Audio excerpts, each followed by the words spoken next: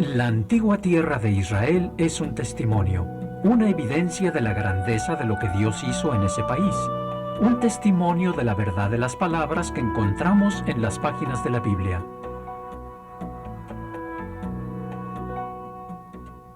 ¿Cómo fue posible que ese pequeño grupo de alumnos, discípulos de Jesús, de repente tuvieran el valor y la fuerza de voluntad para empezar a cambiar el mundo?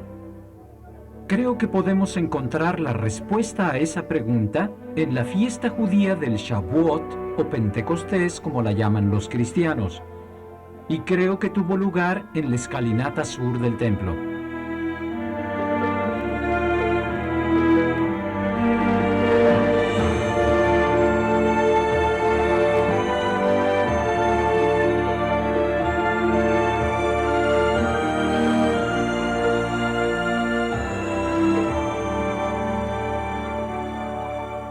La escalinata en la que están sentados se llama la escalera del sur o la escalinata sur del templo.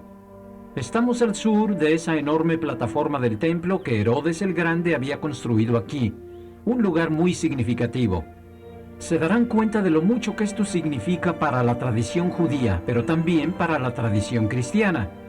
En esa dirección hacia el sur estamos observando ese pedazo de tierra que bajaba de manera muy angosta, conocido como la ciudad de David. Estamos dentro de la ciudad de David, en la base del monte del templo.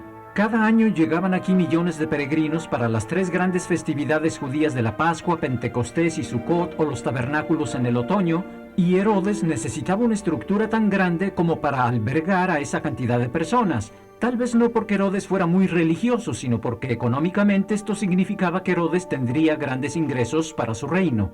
Pero cuando sus diseñadores llegaron a esta montaña y él vio lo que existía ahí, supo que no era lo bastante grande. Sus planes eran mucho más grandes. Él quería un edificio, una estructura más grande, quería albergar a más peregrinos. Así que hizo ensanchar la montaña, construyó muros de contención de enorme tamaño, a fin de hacer una plataforma sobre la que se levantara el templo.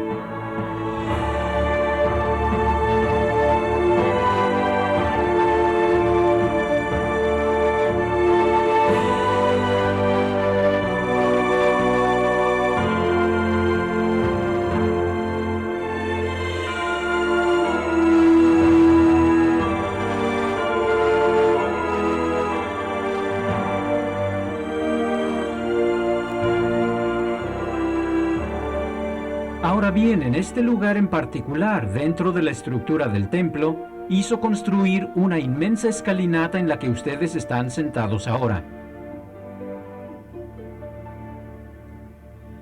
Podrán ver que algunas de las piedras todavía son las originales.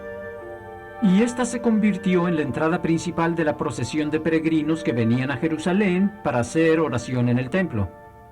Así que tienen que imaginar a miles de personas que subían en caravana desde este valle, desde allá abajo.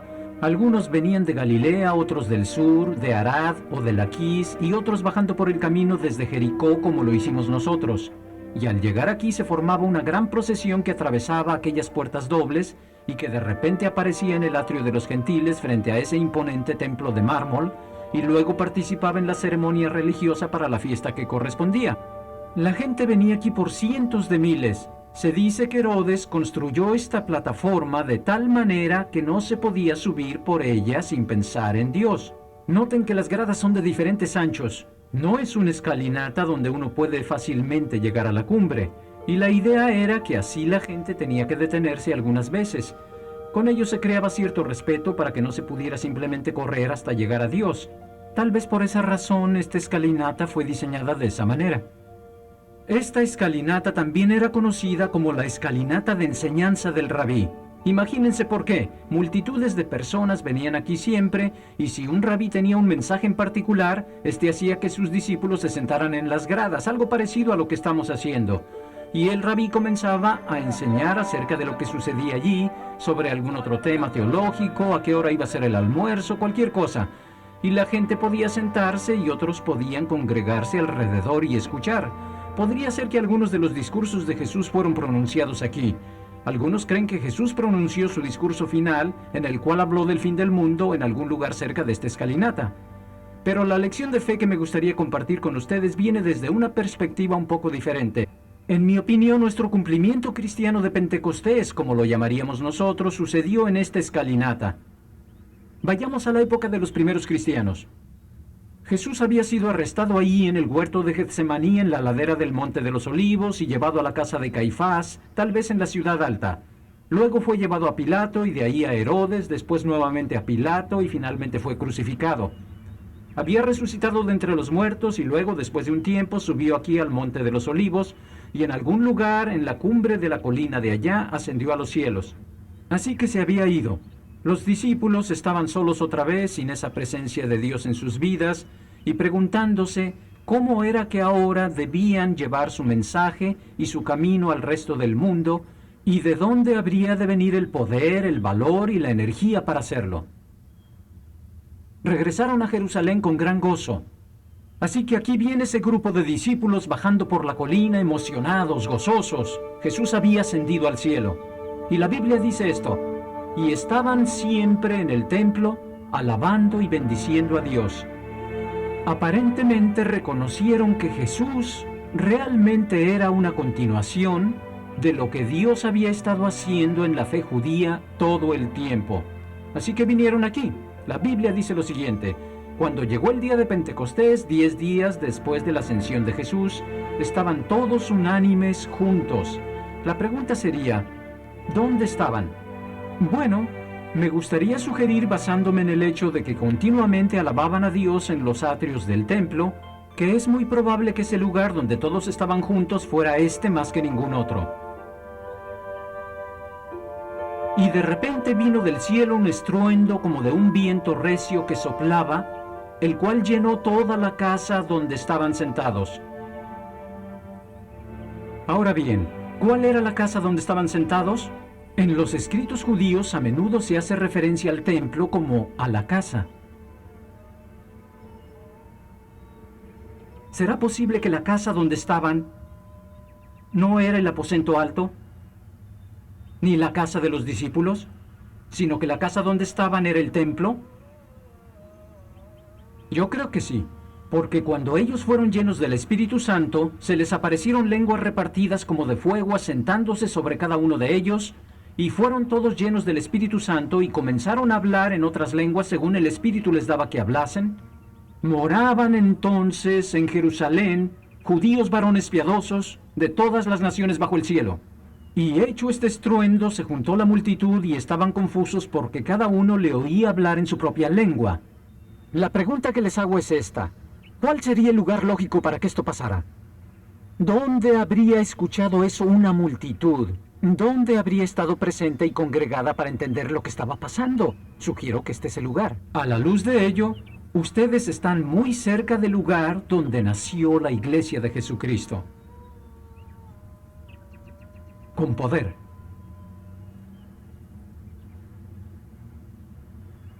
Predicaron, los escucharon en lenguas, partos, medos, elamitas y los que habitaban en Mesopotamia, en Judea, en Capadocia, en el Ponto y en Asia, en Frigia y Panfilia, en Egipto, cretenses y árabes, diciéndose unos a otros: ¿qué quiere decir esto?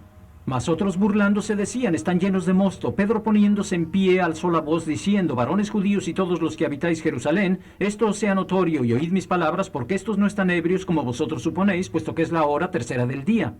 Las oraciones de la mañana en el templo eran a las 9. ¿Dónde estaban los discípulos? Estaban continuamente en el templo. ¿Dónde se reuniría una multitud? En estas gradas. ¿Cuándo vinieron al templo para las oraciones de la mañana? Luego Pedro declara: mas esto es lo dicho por el profeta Joel, y en los postreros días, dice Dios, derramaré mi espíritu sobre toda carne. Al terminar su predicación dijo: arrepentíos y bautícese cada uno de vosotros en el nombre de Jesucristo para perdón de los pecados. Así que los que recibieron su palabra fueron bautizados, y se añadieron aquel día como 3,000 personas. Si ustedes estuvieran sentados aquí, ¿dónde se bautizarían? Hay mikvés acá. La gente iba allí para purificarse. Tal vez esa sea una razón para el hecho de que Pentecostés ocurrió aquí. Así que estamos tratando de encontrar el sentido de cómo sucedió, ya que cuando Jesús salió del Jordán y el Espíritu vino sobre él, existió una sensación de que una nueva era estaba comenzando, una nueva era en la obra de Dios. Pienso que en otro sentido podemos decir que Pentecostés dio el mismo mensaje, porque el Espíritu vino y llenó los atrios de este lugar que había representado la presencia de Dios por mucho, mucho tiempo. Y de repente la presencia de Dios en este sentido fue transferida de ese edificio, al menos en su experiencia, al nuevo templo que eran ellos mismos. Antes de hacer un resumen para explicar parte de nuestra lección de fe de Jerusalén, hay otros dos sucesos increíblemente bellos que sucedieron aquí en Pentecostés. Si recuerdan, dije que los judíos que estaban en ese Pentecostés habían venido a celebrar la cosecha, pero también a celebrar la entrega de los 10 mandamientos. Volvamos a los 10 mandamientos. Moisés había subido al monte para hablar con Dios. Había estado ahí por mucho tiempo. El pueblo hizo un becerro de oro, pero Moisés bajó y se enfureció. ¿Cómo pudieron hacer esto? ¿Acaso no saben lo que han hecho? Y castigó a los israelitas. Echó una maldición sobre ellos y envió a los levitas con sus espadas para que comenzaran a destruir a las personas que habían sido responsables de llevar al pueblo a realizar ese sacrilegio. ¿Recuerdan cuántos fueron los que cayeron? Sí, alrededor de 3,000. ¿Fue eso en Pentecostés? Los judíos vieron la conexión.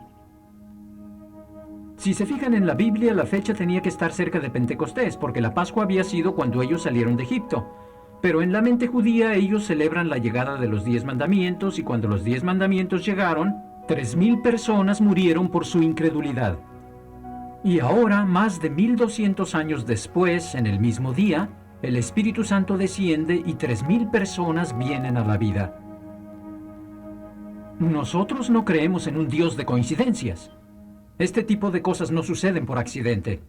Pablo escribe acerca del contraste entre vivir en el Espíritu y vivir bajo la ley, y dice que la ley mata, pero el Espíritu da vida.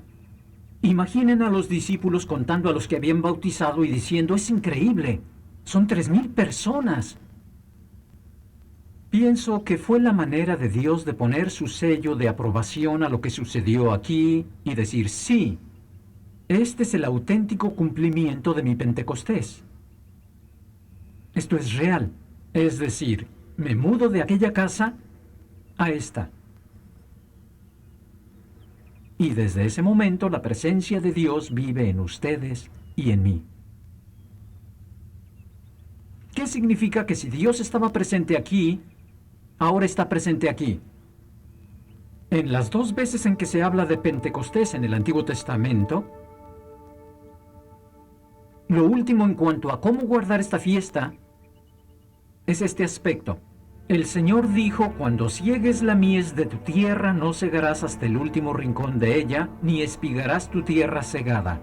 Y no rebuscarás tu viña, ni recogerás el fruto caído de tu viña para el pobre. Lo dejarás. Y era como si Pentecostés fuera una fiesta de dar gracias. Es una forma de decirle a Dios gracias por la cosecha, y Dios dice: pueden decir gracias, pero la marca que distinguirá en verdad si están agradecidos o no será cuánto se preocupan ustedes por las personas a su alrededor que no tienen lo que ustedes tienen.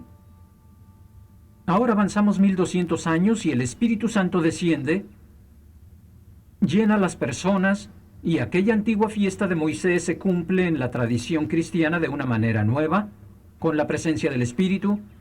Y lo que es fascinante para mí, ¿recuerdan cómo termina Pentecostés? Dice así: y perseveraban en la doctrina de los apóstoles, en la comunión unos con otros, en el partimiento del pan y en las oraciones, y sobrevino temor a toda persona, y muchas maravillas y señales eran hechas por los apóstoles. Todos los que habían creído estaban juntos y tenían en común todas las cosas, y vendían sus propiedades y sus bienes, y los repartían a todos según la necesidad de cada uno. Y perseverando unánimes cada día en el templo y partiendo el pan en las casas, comían juntos con alegría y sencillez de corazón, alabando a Dios y teniendo favor con todo el pueblo. El punto aquí es, ¿cuál era la marca de que realmente se trataba de un Pentecostés? Pablo habla acerca del fruto del Espíritu, de cosas maravillosas, amor, gozo, paz, paciencia. Todas estas son marcas de las personas que son llenas de Espíritu. En el libro de los Hechos, para el creyente judío, lo que los convencía de que se trataba de un cumplimiento de Pentecostés. Lo que lo hacía auténtico era que los que estaban llenos de espíritu miraban a su alrededor y se preguntaban unos a otros, ¿qué necesitas que yo pueda darte? Yo estaré contento de compartirlo contigo. Lo primero y lo principal que marca a una persona que es llena de espíritu es si ésta se preocupa o no por las personas a su alrededor que tienen necesidad de algo que les pueda dar. Es casi como si Dios estuviese diciendo, no te atrevas a decirme que estás lleno de espíritu cuando ciegas hasta el último rincón de tu tierra. No te atrevas a decirme que tienes el espíritu cuando no te preocupas por las personas a tu alrededor que necesitan algo que tú tienes y que puedes darles. Tu tiempo, tu amor, tu cuidado, tu dinero, tú mismo.